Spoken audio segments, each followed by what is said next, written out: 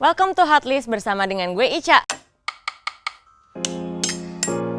Karena pandemi yang gak kunjung usai dan sekarang udah mau memasuki tahun baru yaitu 2021 dan juga perfilman Indonesia juga sedang seret-seretnya, tapi meskipun begitu mereka yaitu filmmaker gak berhenti sampai di situ aja. Mereka tetap membikin karya meskipun gak semua film mereka tayang di bioskop. Dan kali ini Kincir Cinema Club ingin membahas film-film Indonesia terbaik di tahun 2020. Yang pertama ada NKCTHI. NKCTHI atau yang bisa disebut Nanti Kita Cerita Tentang Hari Ini merupakan cerita tentang sudut pandang 3 anak keluarga Narendra, yaitu Angkasa, Aurora, dan Awan. Bersama kedua orang tua, mereka terlihat sebagai keluarga yang baik-baik saja. Tapi nyatanya, keluarga tersebut punya trauma yang ditutupi oleh sang ayah demi membuat para anggota keluarga bahagia. Dan ini merupakan film yang cukup emosional dan bahagia. Selain itu, sebelum filmnya tayang, banyak banget viral quotes-quotes yang ada di bukunya.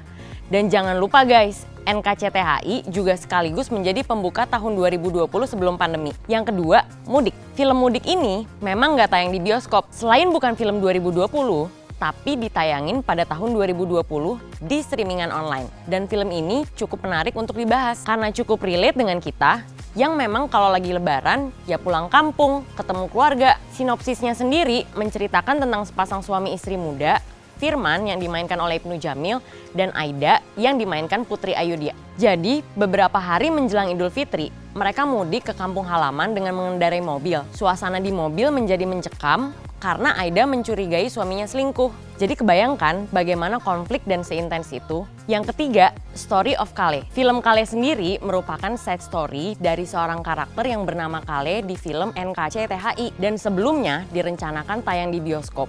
Tapi karena pandemi, akhirnya Visinema memutuskan tayang di bioskop online. Film Kale merupakan film yang sangat emosional dan stressful.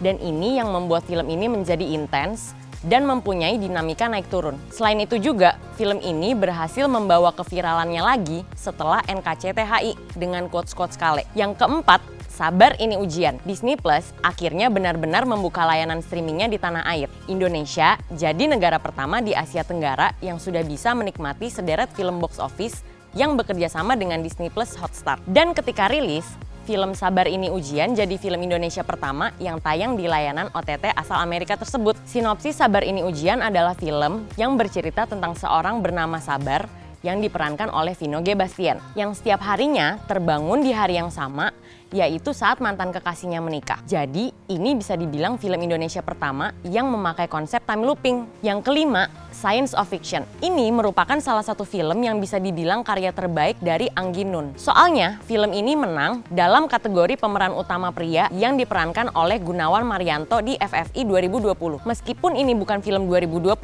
melainkan film tahun 2019, tetapi film ini tayang di bioskop tahun 2020.